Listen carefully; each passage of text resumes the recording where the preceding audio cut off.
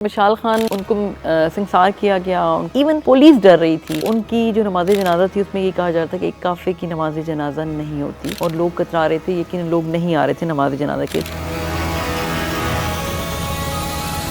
Doctor Shakeel Afridi سرکاری ملازم تھے، ان پر جو الزام ہے وہ کالعدم تنظیموں سے تعلق کا الزام ہے۔ کہا جاتا ہے کہ انہوں نے اسامہ بن لادن کی نشاندہی میں مدد دی تھی CIA کو۔ ڈاکٹر شکیل افریدی کو جب یہاں لایا گیا اس کے بعد 2-3 مہینے تک مجھے نہیں یاد پڑتا کہ میں نے رات بھی سو کر گزاری ہو۔ اطلاعات ہوتی تھی کہ ڈاکٹر شکیل افریدی کو اور ڈاکٹر عافیہ کو آپس میں ایکسچینج کر لیا جائے گا۔ ایسا کیس بھی ہوا جس میں خواجہ سرا انتقال کر گئے، ان کی نماز جنازہ کوئی بھی ادا کرنے کے لیے تیار نہیں تھا۔ ایک ایسے شخص نے، ایک ایسے مولوی صاحب نے 50,000 روپے لے کے ان کی نماز جنازہ ادا کی۔ اس کے بعد اس خواجہ سرا کی تدفین ہوئی۔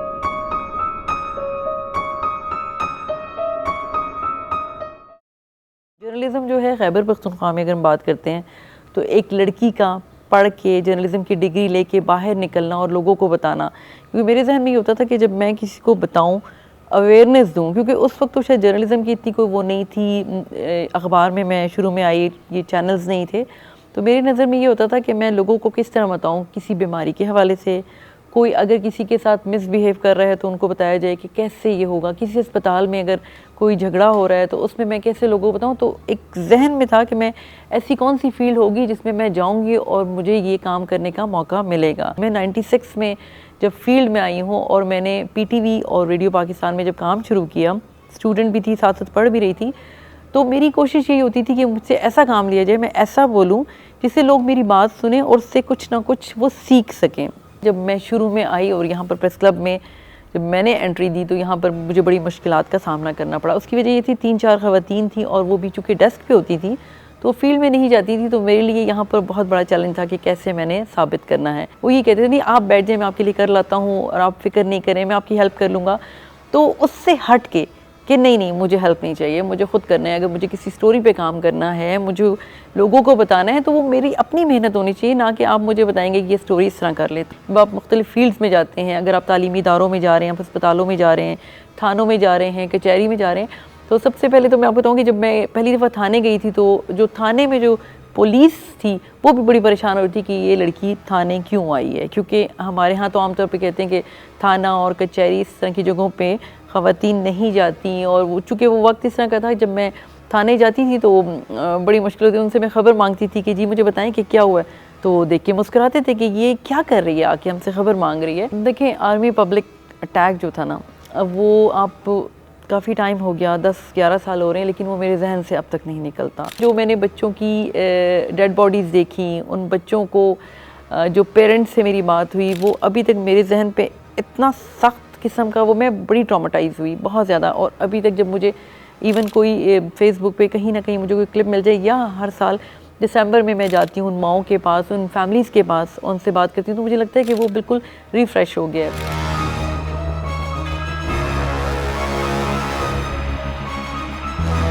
مشال خان عبدالولی خان یونیورسٹی مردان میں اسٹوڈنٹ تھے جرنلزم کے، ان کو سنسار کیا گیا، ان کو فائرنگ کر کے قتل کیا گیا، اور اسٹوڈنٹس بھی تھے، اس یونیورسٹی کا جو سٹاف تھا وہ بھی اس میں شامل تھا۔ جو ان پہ الزامات لگائے گئے وہ یہ تھے کہ وہ توہین مذہب کے مرتکب ہوئے تھے۔ ہمارا بیورو جو ہے وہ پشاور میں ہے، یہاں سے جانے میں 1 سے 1.5 گھنٹہ لگتا ہے، تو اوبویسلی جب اطلاع آئی تھی اس کے بعد جب ہم پہنچے تھے، انیشل اس میں گئے تھے، لیکن چونکہ وہاں پر جو ماحول بنا ہوا تھا ایک پولیس کی طرف سے، ایون پولیس ڈر رہی تھی، تو میڈیا کو بھی باخبر مطلب کیا جا رہا تھا، خبردار کیا جا رہا تھا کہ آپ لوگ خیال کریں کہ آپ لوگوں کو بھی کوئی نقصان ہو سکتا ہے۔ 300 صفحات کی ایک رپورٹ تحقیقاتی کمیٹی نے بھی بنائی جس میں یہ ثابت ہوا کہ اس نے ایسا نہیں کیا تھا، لیکن اگر دوسری سائڈ پہ جائیں تو ان پر یہ الزامات تھے کہ وہ فیس بک پر ایسے جو مواد ہے جو کہ مذہب کے خلاف ہے، جو ہمارے مذہب، تو وہ اس پہ وہ ڈالا کرتا تھا، اور اس میں بہت زیادہ اس کی وجہ سے اشتعال پایا جاتا تھا اسٹوڈنٹس میں اور جو سٹاف تھا یونیورسٹی کا۔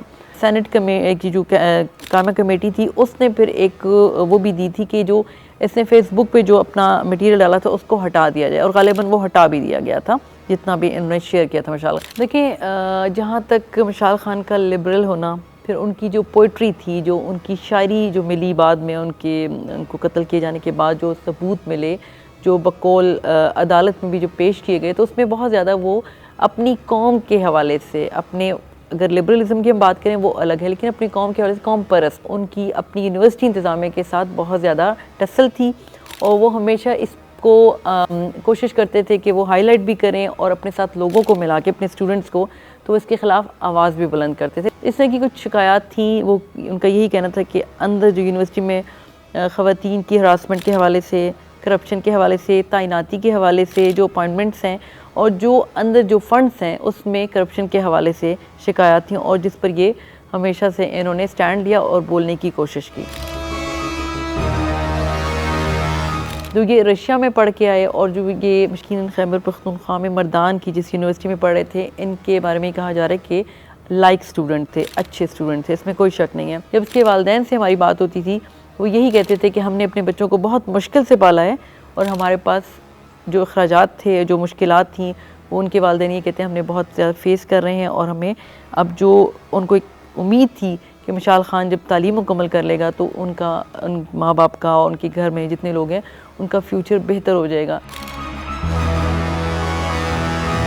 مشال خان کی نماز جنازہ کی ہم اگر بات کریں تو ان کی جو نماز جنازہ تھی اس میں یہ کہا جاتا تھا کہ ایک کافر کی نماز جنازہ نہیں ہوتی، اور لوگ کترا رہے تھے، یقیناً لوگ نہیں آ رہے تھے نماز جنازہ کے۔ چونکہ اس وقت ٹیررزم کا دور تھا، دہشت گردی اپنے عروج پر تھی، تو بہت سارے لوگ جو تھے اس بات سے بھی ڈر رہے تھے کہ اگر جنازے میں جاتے ہیں تو کہیں ایسا اٹیک نہ ہو جائے، کوئی دھماکہ نہ ہو جائے جس سے پورے کے پورے جو لوگ گئے ہوئے وہ سارے کے سارے ان کو نقصان پہنچے۔ جو لوگ اس میں ملوث تھے، جب ان پہ عدالتی کارروائی ہوئی، 60 کے قریب لوگ جب گرفتار ہوئے تو ان میں سے 28 تو شروع کیس میں ہی ان کو رہا کر دیا گیا تھا، باقی جو تھے وقتاً فوقتاً وہ بری ہوتے رہے۔ مرکزی ملزم جو ہے وہ عمران ہی تھا، فائرنگ جو کی تھی وہ عمران نہیں کی تھی، اور جو ان کے پاس CCTV کیمرے سے جو ان کو ثبوت ملا تھا وہ عمران کے خلاف خاصا ویلڈ تھا۔ عمران کی جو تھی وہ سزائے موت جو تھی وہ عمر قید میں تبدیل ہو گئی تھی۔ تو ایسا ہی ہے، اور اس میں پھر سیاست بھی، اس میں ہمارے ہاں بدقسمتی یہ ہے کہ جب اس طرح کے واقعات ہوتے ہیں اس میں پوائنٹ سکورنگ جو سیاست کے نام پہ وہ بہت زیادہ ہوتی ہے۔ اس میں کچھ دینی جماعتوں کے لوگ بھی شامل تھے جنہوں نے یہ ثابت کیا کہ وہ جو ہے غازی ہیں، انہوں نے مشال خان کو قتل کر دیا ہے، اور یہ ساری دنیا نے دیکھا۔ تو اس میں اقبال خان صاحب مطمئن نہیں تھے، مشال خان کے والد، اور وہ کہیں بھی عدالتی فیصلوں سے مطمئن نظر نہیں آتے تھے، وہ آگے کی طرف بڑھتے تھے کہ میں سپریم کورٹ جاؤں گا اور میں یہ کروں گا، لیکن اس کے بعد وہ کیس دم توڑ گیا۔ کہ والدین کو میں نے جب بھی میری ان سے ملاقات ہوئی ہے ہائی کورٹ میں، جب بھی میں ان سے ملی ہوں تو وہ کچھ اچھا نہیں بولتے تھے، وہ یہی کہتے تھے کہ ان کے ساتھ زیادتی ہوئی ہے اور ایسا نہیں ہونا چاہیے تھا، اور ان کو اپنے بیٹے پہ بہت تھا کہ ہمارا بیٹا نماز پڑھتا تھا، 5 وقت کا نمازی تھا، بہت اچھا تھا اور بڑا کائنڈ ہارٹیڈ تھا، بہت زیادہ لوگوں کی مدد کرتا تھا۔ ان کو یہی تھا کہ ان کے بیٹے کے ساتھ زیادتی ہوئی ہے۔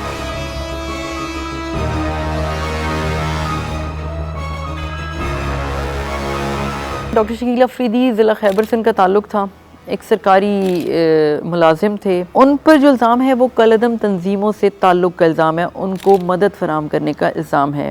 مشکوک کچھ لوگوں کا یہ علاج معالجے کرتے تھے، جس کی وجہ سے ان کو خاصی حد تک مشکلات کا سامنا بھی کرنا پڑا، اور ان کو گرفتار بھی کیا گیا تھا، ان سے پوچھ گچھ بھی کی گئی تھی شروع کے مرحلے میں۔ لیکن دوسری طرف یہ کہا جاتا ہے کہ انہوں نے اسامہ بن لادن جو ہیں ان کی نشاندہی میں مدد دی تھی CIA کو۔ ابھی جو وہ ہیں پنجاب کی کسی جیل میں ہیں اس وقت، بہت عرصے تک پشاور سینٹرل جیل میں تھے۔ سب سے پہلے تو یہ کہ جب ان کو لایا گیا تھا، ایک شور اٹھا تھا کہ ڈاکٹر شکیل افریدی کو سینٹرل جیل پشاور شفٹ کیا جا رہا ہے، لیکن ان کو ایسے نہیں لایا گیا کہ کسی بختربند گاڑی میں لایا گیا ہو یا کسی خاص سیکیورٹی میں، کیونکہ بہت ہائی رسک معاملہ تھا۔ ان کو ایک عام سی ٹیکسی میں پہنچایا گیا سینٹرل جیل پشاور، اور وہ کافی ٹائم تک سینٹرل جیل پشاور میں رہے۔ 33 سال کی ان کو سزا دی گئی تھی، جس کے بعد 3 سال کی ان کی سزا کم کر دی گئی تھی، آلموسٹ 30 سال کی سزا تھی۔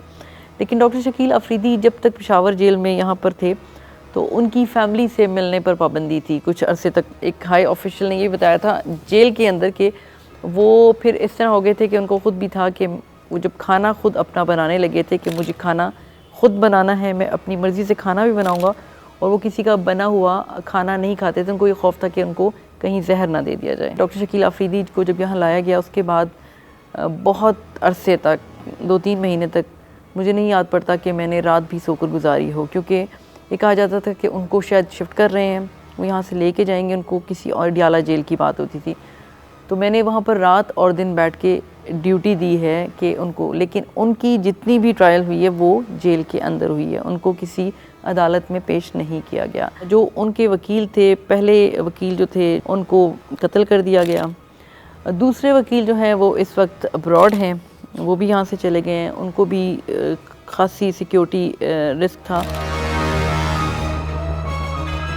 شروع میں جب وہ گرفتار ہوئے تھے ڈاکٹر شکیل آفریدی، تو ان کے بھائی سے میری بات ہوتی تھی، اور وہ تو ان کا اپنے بھائی کے بارے میں یہ کہا تھا کہ ان کا یہ کہنا تھا کہ ان کے بھائی نے کوئی ایسا نہیں کیا، ان کو شک کی بنا پہ یہ سزا دی جا رہی ہے. تو ان کے بھائی اس معاملے بڑے کلیئر تھے. ان کا کیس بہت لمبا کیس، اور اس میں یہ تھا کہ فاٹا ٹریبونل کی بات کرتے تھے، کیونکہ ضم اضلاع، اب تو ہم بات کرتے ہیں کہ ضم ہو گئے اضلاع ان میں جو ٹرائبل ایریا تھے، تو چونکہ ان کا کیس ٹرائبل اس میں تھا، FCR کا خاتمہ ہو گیا تھا، تو اس وجہ سے خاصی حد تک مشکلات کا سامنا کرنا پڑا. اور پھر بعد میں انہوں نے یہ کہا کہ فاٹا ٹریبونل جو ہے اس پہ ان کی سماعت ہوا کرے گی. تو ان کا کیس یہاں پر شروع میں تو یہ تھا کہ پشاور ہائی کورٹ سماعت کرے گا یا فاٹا ٹریبونل اس کی سماعت کرے گا. تو اس کی وجہ سے مس مینجمنٹ وہ ہے وہ آبزرو کی گئی تھی.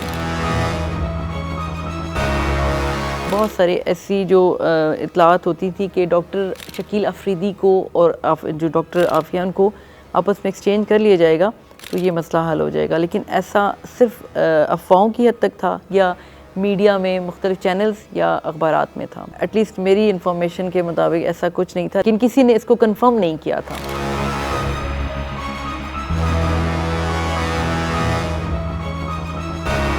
خیبر پختونخوا بالخصوص پشاور، چونکہ میں پشاور میں ہوتی ہوں، تو ہمارا جو خواجہ سرا کا جو طبقہ ہے انتہائی مشکل میں ہے، محروم طبقہ ہے. انسانی حقوق کی اگر ہم بات کریں، اس کی خلاف ورزی ہوتی ہے ان کے معاملے میں.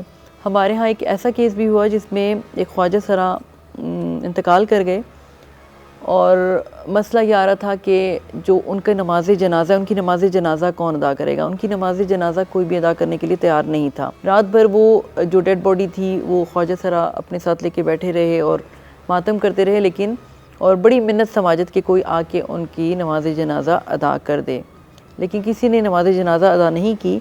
اس کے بعد ایک ایسے شخص نے، ایک ایسے مولوی صاحب نے 50,000 روپے لے کے ان کی نماز جنازہ ادا کی.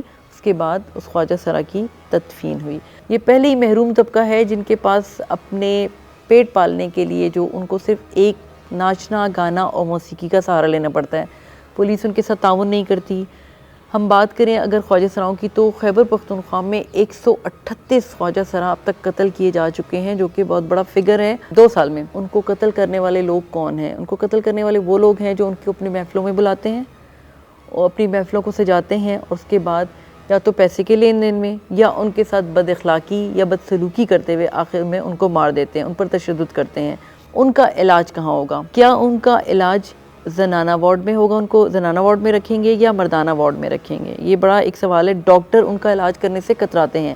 حکومت نے اس کا بھی وہ کیا کہ جی ہم الگ سے ایک وارڈ بنا رہے ہیں جو خواجہ سراؤں کے لیے ہوگا مختص، اور اس میں خواجہ سراؤں کا علاج بھی ہوگا اور ان کو عزت کے ساتھ وہاں پر ڈاکٹرز بھی دیکھیں گے. لیکن اس پر بھی ابھی تک کوئی عمل درآمد نہیں ہو سکا. ادارے کی اگر آپ بات کرتے ہیں تو ان کا چونکہ کام ہی یہی ہے، ان کا ذریعہ معاش ہی ناچنا، گانا اور موسیقی ہے، تو اس طرح کی جو فوٹیجز ہمیں بنانے میں مشکل ہوتی ہے یا وہ اپنے چینل پہ دینے میں، جو ہم کی رپورٹس میں وہ لگاتے ہیں، تو اس پر تھوڑا سینسر ہوتا ہے کہ ایسی کوئی چیز نہ چلی جائے جس سے دیکھنے والوں کے لیے یا اعتراض آئے کہ چینل نے یہ چیز چلائی ہے. اور ان کی جو ڈریسنگ ہوتی ہے اس میں بھی ایک وہ ہے کہ ہمارا معاشرہ جو ہے ان کی جو وہ خواجہ سرا جو ڈریسنگ کرتے ہیں وہ اس سے قبول نہیں کر پاتے، اور یہی وجہ ہے کہ وہ ہمارا چینل بھی جو ہے نا وہ اس کو دکھانے میں اس کو سینسر کرنا پڑتا ہے. فرشتہ مرڈر کیس ہوا تھا، ایک ریپ اینڈ مرڈر کیس. اس کا باپ گیا تھا تھانے میں رپورٹ درج کروانے کے لیے، پولیس والوں نے رپورٹ درج نہیں کی تھی. پھر وہ دوبارہ گیا تو پولیس والوں نے اس کے بیٹے تھانے کے کام کروائے، صفائی کروا لی. فرشتہ مرڈر کیس میں پولیس نے ایک بندے کو پکڑا تھا. اس بندے نے جو ہے نا ٹرائل سے جیل جاتے ہوئے ایک لیٹر باہر پھینکا تھا. وہ لیٹر اتفاق سے مل گیا تھا مجھے. اس میں اس نے لکھا تھا کہ میں اس کیس میں انوالو نہیں ہوں، مجھے غلط پھنسایا گیا. میرے پاس ایک انانیمس لیٹر آیا, ایک UK نیشنل تھا, یونیفارم پرسنل تھا ان کا, اسلام آباد اس نے لینڈ کیا 1989 میں. چکوال جا رہا تھا, اسے ٹیکسی ہائر کی. جب بھی چکوال جانے لگے نا تو راستے میں جو ہے نا سم ہاؤ ٹیکسی ڈرائیور کا مرڈر ہو گیا.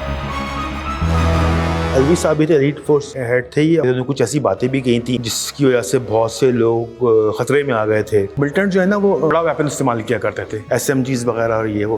ان کے مرڈر میں جو ہے نا پسٹل وغیرہ یوز ہوئی تھی. اس کیس کے ملزمان پکڑے گئے تھے اور بڑا انٹرسٹنگ کیس تھا ملزمان پکڑے جانے کا. بالاکوٹ میں تندور پہ حملہ ہوا تھا, وہاں پہ 2 بندے مر گئے. کبھی کنفرمیشن نہیں آئی آفیشیلی. نصیر الدین حقانی مارا گیا. اسی دوران مجھے ایک بندے نے بلایا, ایک افسر نے, انہوں نے مجھے ایک چیز نکال کے دی, یہ لو, ایک رپورٹ تھی نصیر الدین حقانی کی بالاکوٹ میں ڈیتھ ہوئی. میں نے کہا سر یہ آپ کیا دے رہے ہو, مجھے پتا ہے. یہ کیا دے دیا, یہ نہیں یار, یہ خدا کا واسطہ, یہ مطلب اسلام آباد میں آنر کلنگز بہت ہوتی تھی. بچی تھی, میرے ٹین ایجر ہی تھی, کسی لڑکے سے دوستی وغیرہ ہو گئی, ان کے فزیکل ریلیشن ہو گئے تو پریگننٹ ہو گئی تھی بچی. کو خبر چلی کہ جناب سوسائڈ کر لی اسے لٹک کے نا, تو وہ اس پہ کچھ ایشوز تھے کہ جناب یہ سوسائڈ نہیں ہے.